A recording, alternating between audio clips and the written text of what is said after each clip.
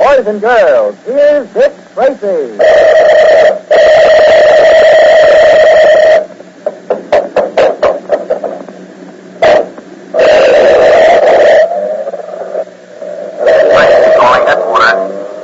Presenting Detective Inspector Dick Tracy, protector of law and order. So, boys and girls, listen carefully to today's urgent message from our United States government to you. You know, if you want to lead the parade in the great national Stop Waste campaign to help win this war, here are 5 things that you can do. 1, take care of your clothes and make them last longer. Hang them up every night, and always wear your rubbers and raincoat in wet weather. 2, take care of your playthings. Put them away where they can't get lost or broken. 3, be careful of Mom's furniture. Don't jump on the chairs or sofa with your feet. 4, be careful to turn out all the lights not in use and turn the gas and the water faucets clear off. And 5, be careful not to waste the fuel oil and coal that heats your home. Close the door quickly when you come in, and keep windows closed during the day if it's cold outside. Don't try to heat the whole outdoors. Remember, boys and girls, if you all do these 5 things to stop waste, you'll be using less, and it'll be more left to send to our fighting men. So start helping to save waste today. And now, Dick Tracy. When Catherine the Great, the celebrated Japanese artist, vanished through the circus mysteriously, it was learned that he had in his possession information which might be of some help to the Allies. That is why Dick Tracy is more than usually interested in finding him if he's still alive. Now, we know, although Tracy does not, that Chuckles, the famous clown, and Spaulding, the ringmaster, are actually espionage agents working for the Nazis. At Tracy's suggestion, Junior has taken a job at the circus. As our story continues today, we find ourselves one of the big cops with a young detective. Listen. Holy mackerel, Mr. Stumbles. I've carried more pails of water for these elephants than I can count. Well, elephants drink a lot of water, Junior. Got plenty of space to store it in. Golly, Mr. Stumbles, don't they ever get filled up? Oh, sure, I reckon they're filled now. You don't have to bring them more water. And while we're about it, I wish you'd stop calling me Mr. Stumbles. Just Stumbles is enough. Stumbles? That's right. You see, Stumbles ain't my real name. I'm just called Stumbles on account of I'm sort of big and awkward and always stumbling over my own feet. I guess that's why I like elephants so much. They're kind of big and awkward and stumbling too. Oh, you sure are a powerful man, aren't you, Stumbles? Yeah, I got a lot of strength, but I ain't got much brains. I'm a very dumb guy. You sure don't think much of yourself, do you? Oh, I'm good for the work I do, but I could never do nothing else. Just feeding the elephants and the gorillas and the other animals is about all I'm capable of doing. By the way, it's time to feed the gorilla now. You want to help me? Yeah, I'll say. Yeah, like that. Oh, okay. You see that bunch of bananas over there? Uh-huh. Well, bring them along. I carry this pail of milk. Hey, isn't the gorilla eats bananas and milk? Yeah, that and cereals. Tons and tons of them, it sometimes seems to me. And lots of other stuffing. Oh, you stumbled. Yeah, spilled a little of the milk, too. Well, Cecil won't mind, I guess. Cecil? Who's Cecil? The gorilla. You mean to say what Spaulding the ringmaster calls that mighty mastodonic denizen of the African jungles is called Cecil? Well, that's what I call him. You see, he likes me. With me, he's gentle as a baby. I used to know a fellow who was also kind of gentle like a baby, and his name was Cecil.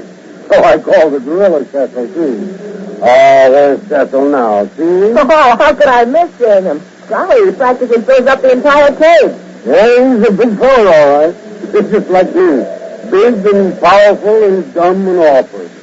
Maybe that's why he loves me. I don't know. We're two of a kind. Oh, boy, he's big, all right. Must weigh at least 500 pounds. Say, you weigh about 200, don't you, Stumbles? Me, that's right. How did you know? We junior detectives train ourselves to know these things. Holy mackerel. Now, don't be afraid. He's just saying hello, that's all. Hello, Cecil.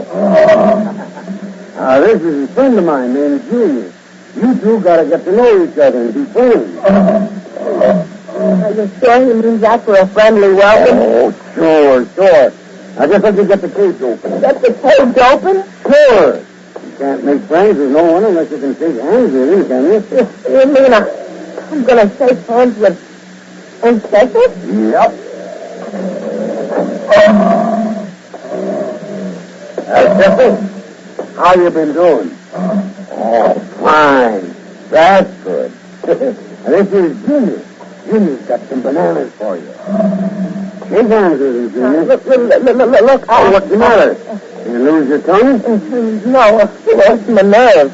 Elephants and giraffes, boy, ain't nothing to be afraid of. And you don't have to worry about Cecil if he's your friend.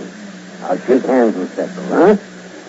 Cecil, he's thankful. You shake hands with him. Oh, my hand. Where's it disappeared to? Cecil's holding it.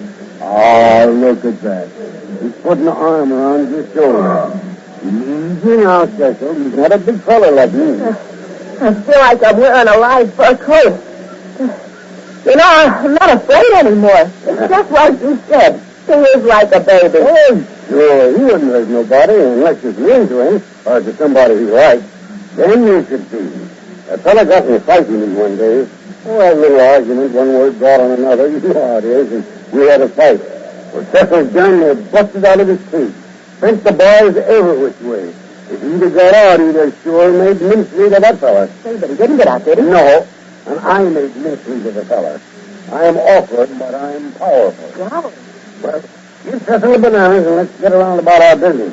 We've got a lot to do yet. Yeah. As a matter of fact, Stumbles, I've got to deliver the mail that came in this afternoon. Mind if I do that before I go on home? Oh, shucks, no. Go ahead.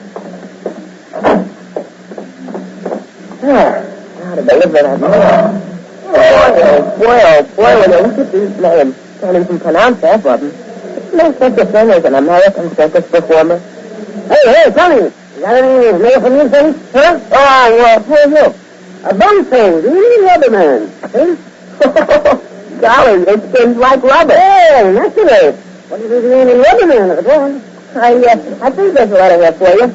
Oh, yeah, 2 of them. Here you are. Dear. Another deal from that bunting. Oh, I'll be doggone. Uh-oh. See this guy coming along, all dressed up like an Arabian chief. Have you any mail for me, my young friend? I'm sorry, I don't know everybody around here yet. Do you mind giving me your name? Well, I'm Coach Cartley. Well, I'm the sword swallower. Oh, yeah, I have a package for you. Here it is. Ah, excellent. Those are the new knives I ordered. Let me see. Ah, yes, look at them. Are they not beautiful? Oh, they sure look shiny and sharp. Shall I put them in the dressing room for you? No, do not bother. I will swallow them on my way. Something, Jiminy. You sure meet some funny people around here. Oh, his sucker's dressing room, and I've got some letters for him. I'll just leave him inside. Anybody home? This sucker is doing his acting. Golly, he sure was funny up at Mr. Harper's estate this afternoon entertaining all those poor kids. Well, I'll just leave the letters on this dressing table and... golly, now I've done it. Knocked the glass jar of grease paint off the table and smashed it. Well, I'll clean it up, I guess. Wait a minute. What's this? Something concealed in the grease paint. Holy mackerel, this looks important. I better copy this and tell Dick about it right away. Yes, sir, right away.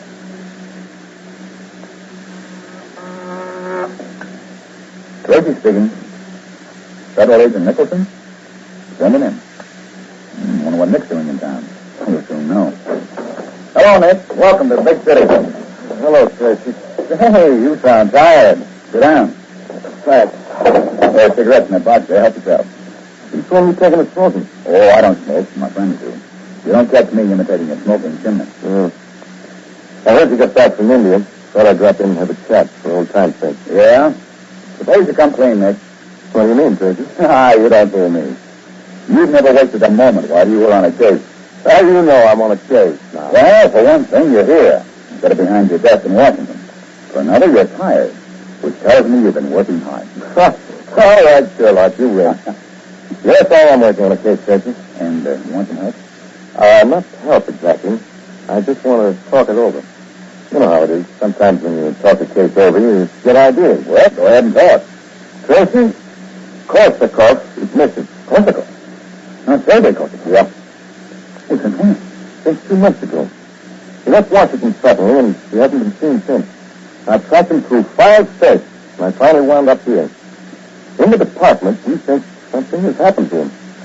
Something deadly. Great Scott, Nick. Corsica's an important man to your department. You can't afford to lose a man like that. Well, he was one of the greatest impersonators and quick change artists I've ever met. But to say nothing of being a top-flight federal man. He worked on his own, didn't he? Yeah. Oh, he was under orders, of course. But he dug up his own clues, followed his own leads, and they acted usually as he thought best. Any idea why he left Washington? Nope. I've trailed him all through the South and now here. But I've lost his trail here.